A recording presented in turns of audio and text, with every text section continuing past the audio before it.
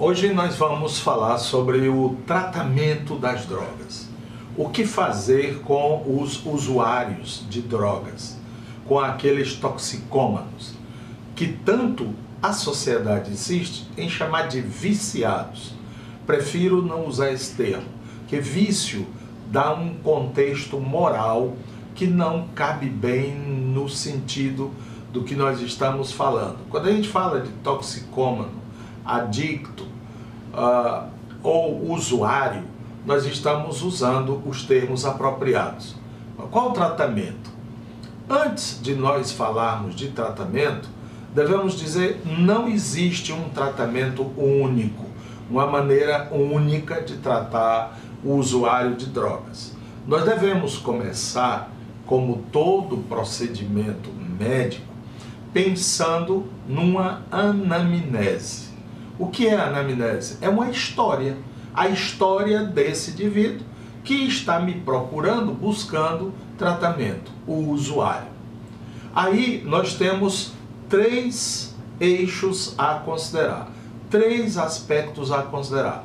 Primeiro, quem é essa pessoa que me procura e que se diz usuário de drogas? Devemos entender, primeiro, o aspecto psicológico, a chamada dimensão psicológica. Aí inclui a história dele, quantos anos ele tem, a família, se ele tem pai, tem mãe, se mora junto, se não mora, como é esta convivência familiar, como é que os pais se entendem. Detalhe curioso, a maioria do trabalho sobre drogas indica que os usuários de droga são portadores de famílias de pais separados. Apenas coincidência?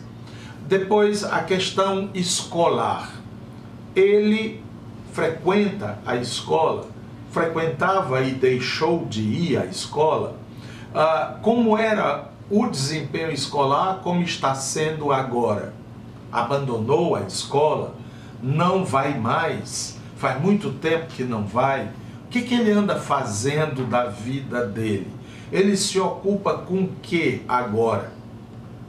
Terceiro elemento muito interessante, a questão na própria escola, como ele é percebido por essa escola.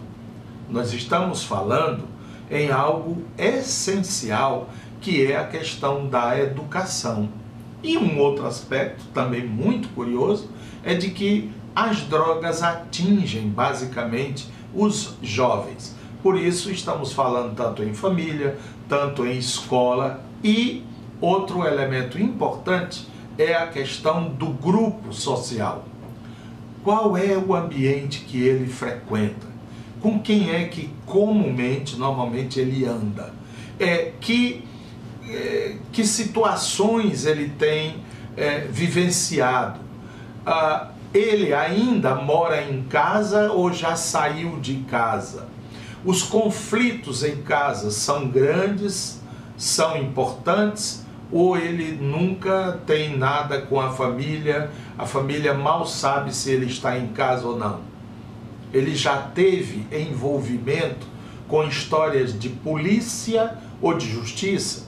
Tipo, por exemplo, furto, roubo, assalto, já teve namorada, já se casou, tem filhos, dá atenção a esses filhos? Enfim, uma história, um perfil que nós poderíamos chamar psicopatológico do usuário. O segundo elemento importante desse eixo é a questão do produto. Qual é a droga que ele usa? Nós temos desde as bebidas alcoólicas, e aqui nós devemos incluir, quem estuda essa questão de drogas deve sempre incluir a questão das bebidas alcoólicas. Então, o que é que ele utiliza como droga? É a bebida alcoólica? É a maconha? A cocaína? O crack? O haxixe? Os remédios usados fora de sua indicação? Seria a heroína? Outras drogas sintéticas, tipo o LSD ou o êxtase. Enfim, qual é o produto? Segundo elemento muito importante desse eixo é a questão da frequência. Frequência. Quantas vezes ele usa por semana, ou por dia, ou por etapas, por fases. E, tão importante quanto isto, a via como esta droga é consumida. Ela é inalada, cheirada, ela é injetada na veia, ela é engolida pela via oral, enfim, qual é a forma de uso. E o terceiro elemento desse eixo é a questão do contexto sociocultural. O contexto socioeconômico, sociocultural. Em que bairro ele vive? Como é a situação econômica desta família? Quais são os recursos colocados a serviço desta situação? Tem algum tipo de religiosidade? Frequenta algum tipo de igreja, de sociedade, de grupo artístico, de grupo cultural? Nesse bairro existem práticas esportivas, ambiente para os jovens, ou é completamente desmunido? Então, todos estes elementos juntos, o que eu chamei de perfil psicológico do usuário, o que eu chamei de o produto, a droga, qual é a droga? E aqui eu deveria chamar a atenção que hoje não é raro que o jovem não só use uma droga, mas ele experimente diversos outros tipos de drogas e até o uso pode ser mesclado, misturado, portanto tornando a situação ainda mais grave. E terceiro, a questão do contexto sociocultural. Diante destes elementos levantados, uma história do paciente, do usuário, nós vamos então, diante desses elementos, dizermos que existem quatro tipos de usuário de droga. Nem todo jovem que usa droga é drogado. Nem todo jovem que experimenta a droga pode ser considerado como a mais atroz das criaturas. Nós temos, primeiro tipo, é o chamado experimentador. Experimentador é aquele que, eu já ouvi falar tanto disso, o pessoal curtiu um barato, curtiu não sei o que eu quero ver, eu quero saber o que é, cadê? No tempo da minha adolescência, e lá se vão muitos anos, era a história do Campari. O Campari era uma bebida exótica, vermelha, né? Gelada e tal. Porra, eu quero saber o que é esse Campari, eu quero beber, eu quero experimentar. Então, o experimentador é aquele que vai por curiosidade, por influência dos amigos, por um determinado contexto, uma determinada situação. Vai lá que de repente, um jovem na escola com outros colegas, eles arranjam um baseado, arranjam uma quantidade de maconha e resolvem experimentar. E vão para um terreno baldio, fazem um baseado e fumam. Aí, pá, chega a polícia.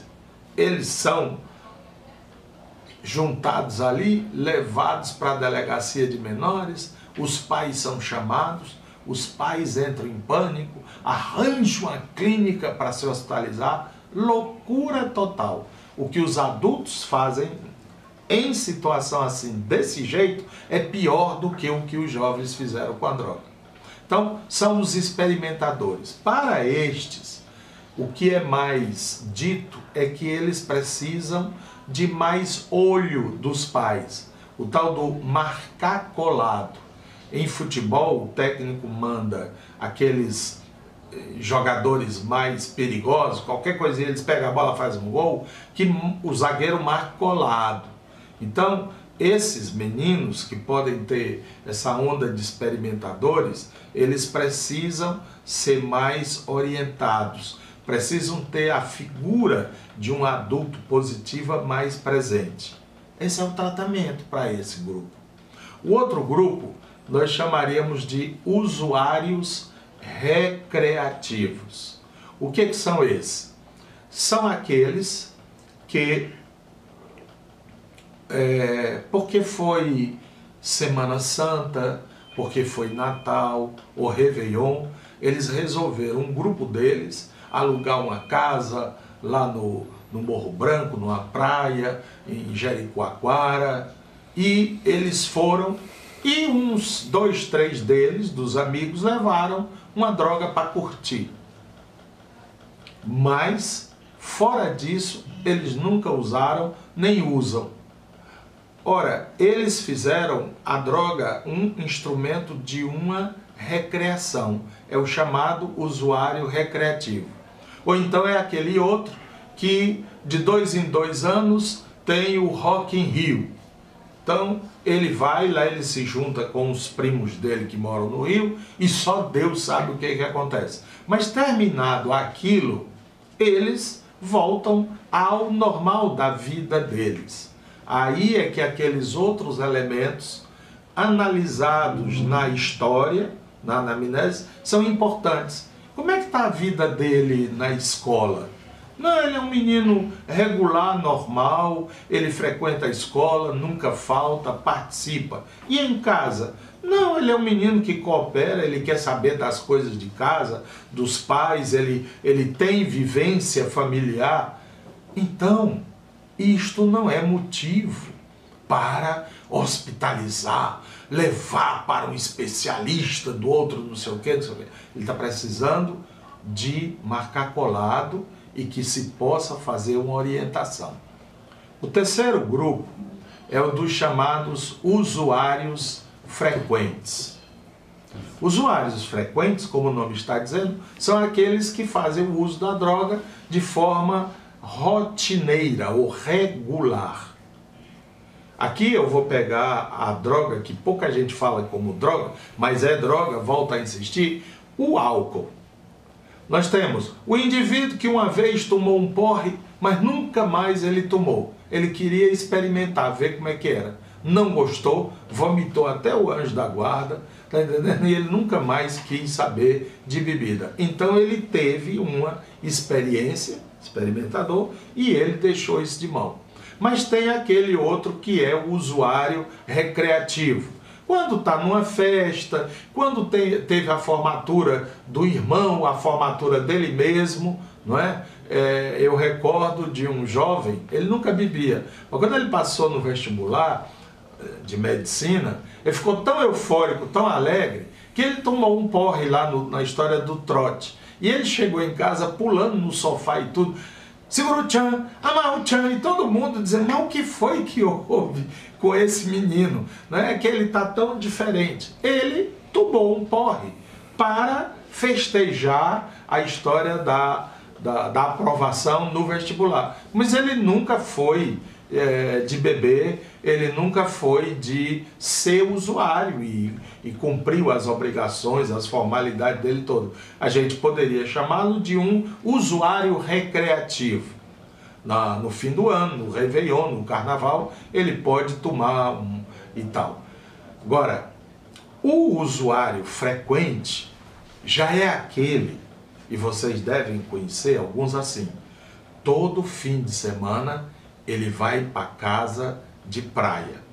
Já é rotina dele. Ele passa no supermercado, compra 2 litros de uísque, ele diz que é porque os amigos vão lá, mas logo no sábado ou na sexta-feira ele derruba 1 litro de uísque. E todo fim de semana, doutor, é assim. Este é o tal usuário frequente.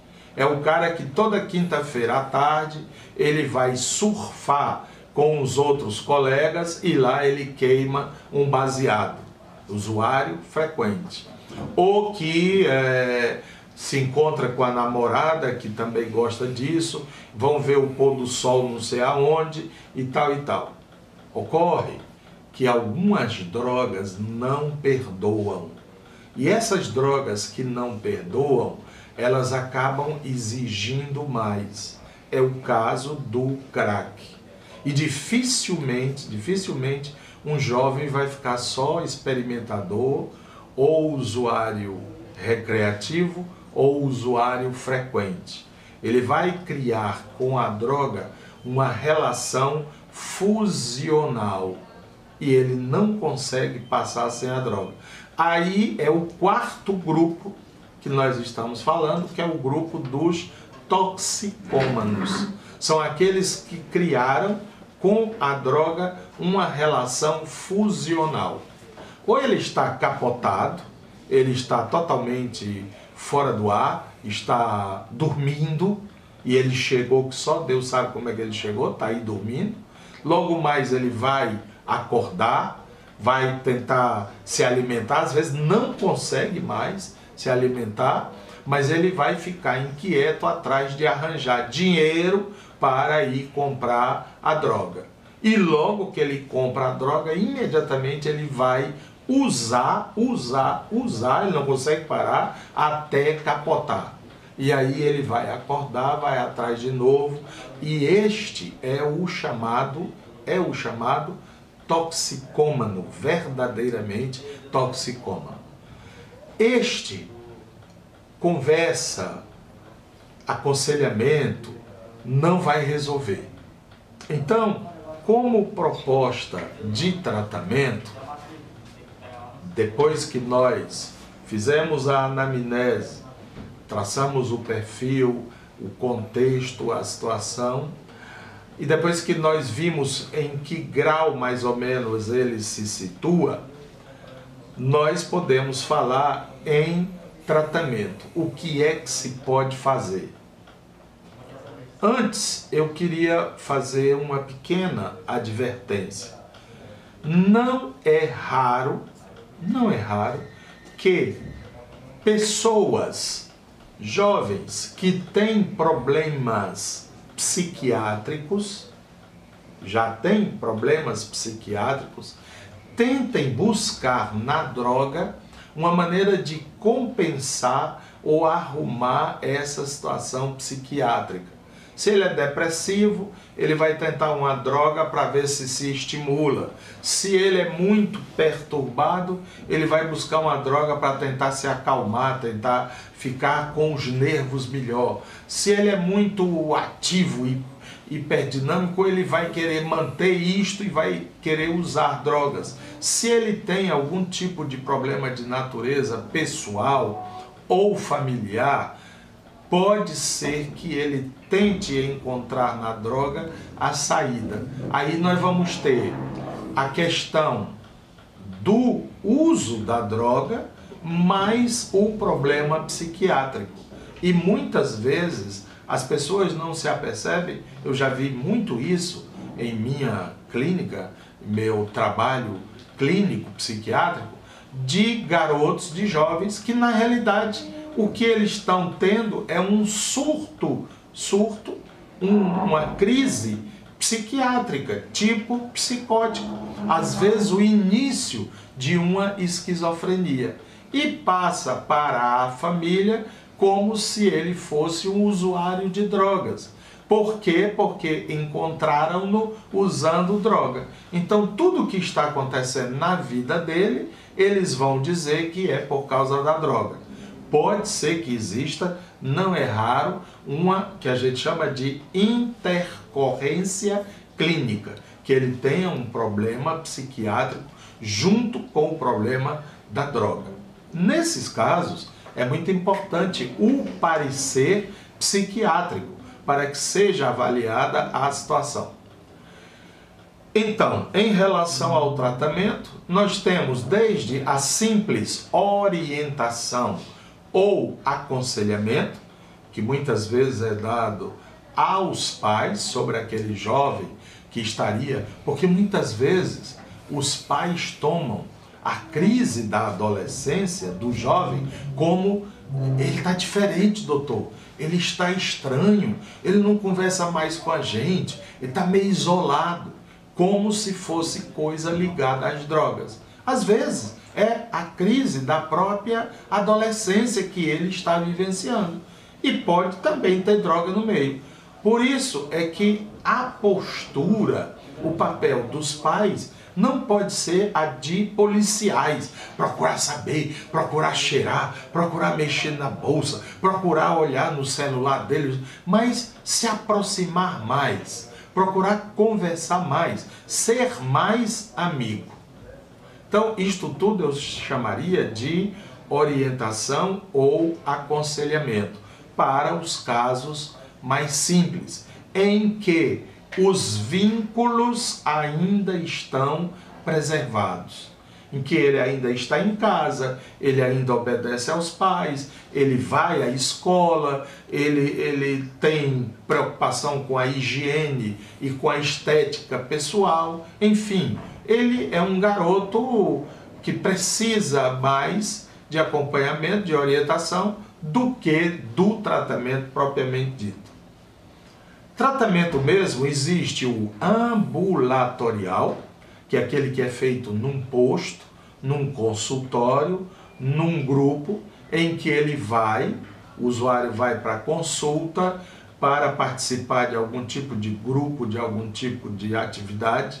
Isso é muito realizado pelo poder público através dos CAPs, CAPs específico para isso, que é o CAPs AD, é CAPs álcool e droga. Lamentavelmente, em alguns municípios, essa estrutura não é muito adequada porque funciona com muita deficiência, com muitos problemas, com muitas limitações. Mas um CAPs AD para tratamento ambulatorial, quando funciona, quando é adequadamente instalado, tem uma boa equipe, é algo de excelente como tratamento ambulatorial. Quem é que vai precisar de tratamento ambulatorial? Aquele jovem que ainda preserva vínculos. Ele ainda está ligado à família, ele ainda vai em casa, ele vai à escola, ele tem amigos saudáveis, ele ainda tem projetos ou ideias para o seu futuro, para a sua vida, está precisando de pequenos ajustes, de pequenos acompanhamentos, às vezes pode necessitar até de alguma medicação que diminua mais a ansiedade, mas substancialmente, o tratamento para usuários de droga é o tratamento ambulatorial. Agora, um detalhe que nos entristece: as melhores clínicas do mundo, elas não têm, e quando tem é muito, 30% de êxito no tratamento. Isto é, de cada 10 que se internam, se 3 saírem bem, é muito. A questão da reinserção, do retorno ao convívio da sociedade, ao convívio da escola, se ele ainda está em idade escolar, o convívio com a família, com a própria sociedade, e ele conseguir uma reinserção profissional, um trabalho, uma ocupação, para que ele volte a viver a vida com intensidade. Portanto, o tratamento é muito difícil e ele requer muita competência da equipe que se dedica a isso. Ainda uma palavrinha sobre a questão da internação ou da hospitalização. As clínicas que têm mais êxito no mundo, geralmente têm um modelo, terapêutico. Nós fazemos aqui dessa forma.